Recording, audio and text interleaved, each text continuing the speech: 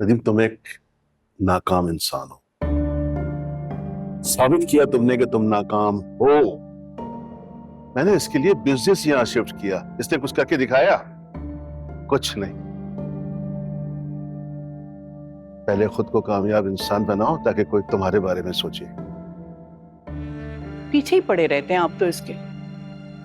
बेटा तुम जाते हुए मिलते भी जाना चच्ची से। लो, सुरैया यहीं आ गई। अस्सलाम वालेकुम। वालेकुम अस्सलाम। कैसी हैं भाभी? मैं बिल्कुल ठीक, तुम कैसी हो? अल्लाह का शुक्र। आओ बैठो बैठो। आयजा की मंगनी का कार्ड लेकर आई थी। अच्छा माशाल्लाह। अरे माशाल्लाह माशाल्लाह, मुबारक हो भाई। नदीम आज दुबई जा रहा है तो अभी तुमसे मिलता हुआ जाता। अच्छा हुआ तुम ही आ गई। कैसी तबीयत है आपकी चची? मैं बिल्कुल ठीक हूँ बेटा, तुम ऐसे कैसे जा सकते हो? आयजा की मंगनी अटेंड करके जाओ ना। मुझे उसके मरने का बस अभी पता चला।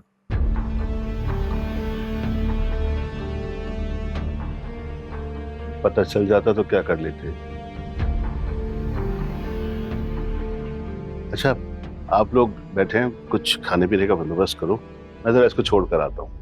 आप भाई साहब आइएगा जरूर। अरे बेफिक्र रहो, मैं जरूर आऊंगा इंशाल्लाह। मेरे बगैर मंगनी हो सकती है क्या?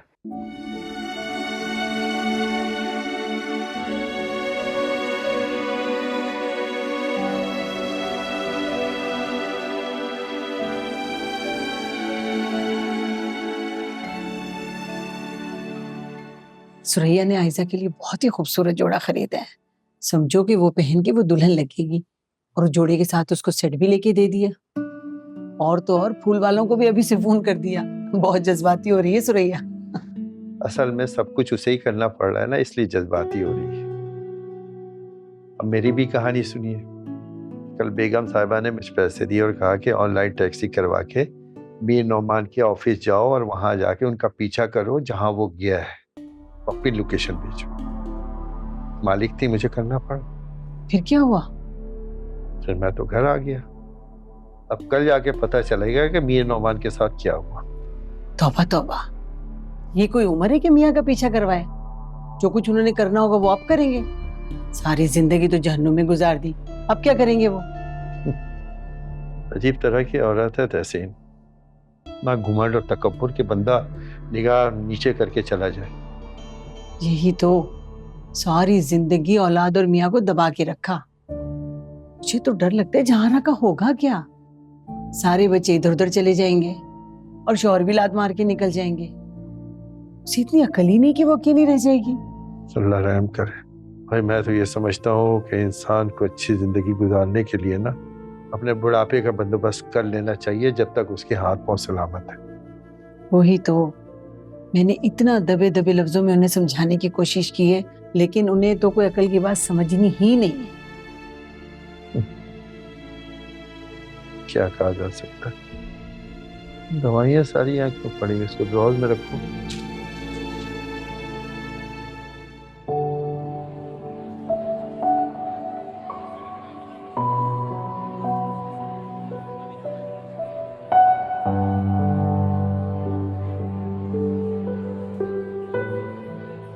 क्या बात है, आजकल काफी रेगुलर हो गई हो। 3 दिन से देख रहा हूँ मुसलसल आ रही हो। कहीं तुम इस ख्याल से तो नहीं आती कि अली तुमसे मिलने आ जाए? नहीं, मुझे तुमसे मिलना था। एक मैसेज दिया था ना तुम्हें, अली ने क्या जवाब दिया? दे दिया था, चुपचाप देखता रहा, कोई जवाब नहीं दिया। तुम जानते हो खामोशी कब तारी होती है?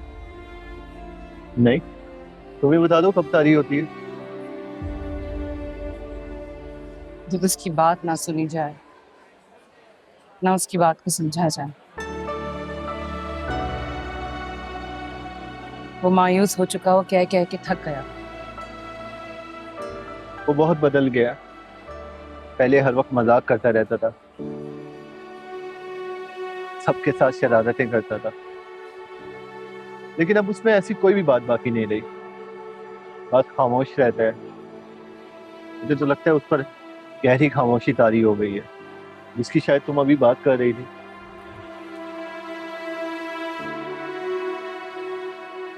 मुझे लगता है मर चुका है, उसकी रूह साकित हो चुकी है। आयजा मैं उसका भाई हूँ, ऐसी कोई बात नहीं सुन सकता। प्लीज ऐसी बातें मत करो। मैं भी उससे बहुत मोहब्बत करती हूँ सामा। मैं तो उसके साथ वक्त गुजारना चाहूँ। मतलब तुमने कहा कि वो मर चुका है? तुम लोग यही समझते हो ना कि जिस इंसान की सांसें रुक जाएं, जिसे कफनाया दफनाया जाए, वही इंसान मर जाता है। जो इंसान जिंदा होता है ना, उससे ज्यादा दर्दनाक मौत आती है। मुर्दा होता है वो, और जिंदगी उससे बहुत दूर हो जाती है। सॉरी यार, मैं इस कैफियत से नावाकिफ हूँ। सही बात है। चलो मैं चलती हूँ। आयजा मेरी बात सुनो। आयजा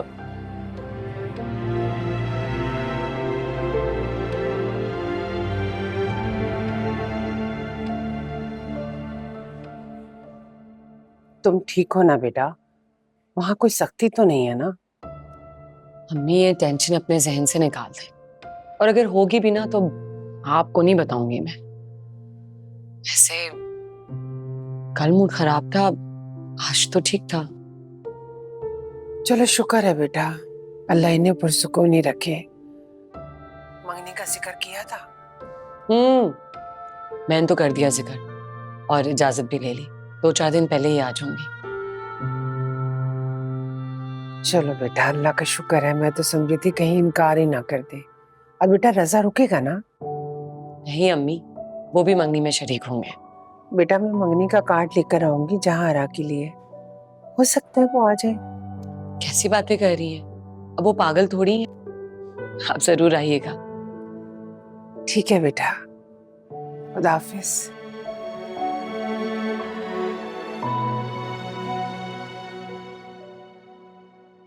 देख लिया तुमने अपनी माँ का तमाशा?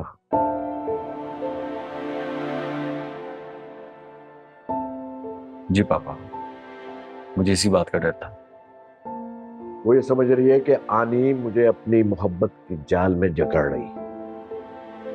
बेचारी आनी पर अनगिनत इल्जामात लगा रही है। अब वो सबसे सख्त लहजे में बात करेंगी। कल मैंने जो उनकी हालत देखी है, वो गुस्से और सदमे के दरमियान वाली कैफियत में थी। पापा मैं तो उन्हें देख के डर गया था। पता नहीं रात भर ठीक से उन्हें नींद आई भी होगी या नहीं। ये तो बेटा घर जाकर ही पता चलेगा। खैर मैं तो इन चीजों का आदी हो चुका हूं। मुझे तो डर ये है कि तुम लोगों से उसका रवैया ठीक हो। रजा, अली कैसा है? नजर नहीं आया? उसामा भी नहीं था घर में। इतनी चीखो पुकार हुई। हमेशा जब भी ऐसा कुछ होता है ये सब आ जाते हैं। पता नहीं कहां थे। पापा वो घर पर ही नहीं थे, अगर होते तो जरूर आते। वो अली के मामले का क्या बना? मेरे ख्याल में तो पापा वो मान गया है, लेकिन उसकी तरफ से खामोशी है। बेवकूफ है। अगर माँ के डराने में आ गया ना तो सारी जिंदगी रोता रहेगा। बेटा मैं अनाया को ज्यादा नहीं जानता, लेकिन बेगम नवाज को बहुत अच्छी तरह जानता हूं। जैसी माँ वैसी बेटी। और ये बात बहुत मशहूर है सोसाइटी में कि उन्हें भी बेगम होने पे जहाना की तरह बड़ा फक्र है। पापा वक्त के साथ साथ इंसान बहुत कुछ सीखता है। जब वक्त गुजरता है तो इंसान सीख ही जाता है। हाँ, अगर वो ये समझे कि वो सीख रहा है तब ना। अच्छा ये बताइए कि आज आप अनुषा के घर जाएंगे? क्यों पूछ रहे हो? पापा मेरा मशवरा ये है कि आप कुछ दिन के लिए अवॉइड करें। मामा का कुछ नहीं पता, उनके गुस्से का आपको अंदाजा है कि वो किस तरह रिएक्ट करेंगे। और पापा आप उन्हें सब कुछ सच सच बता दें। वो मैं वक्त आने पर बताऊंगा। अल्लाह का बहुत शुक्र है कि मेरे तीनों बेटे अपने अपने पैरों पे खड़े हो गए। बस मुझे तुम बस अपना ख्याल रखो, खुश रहो।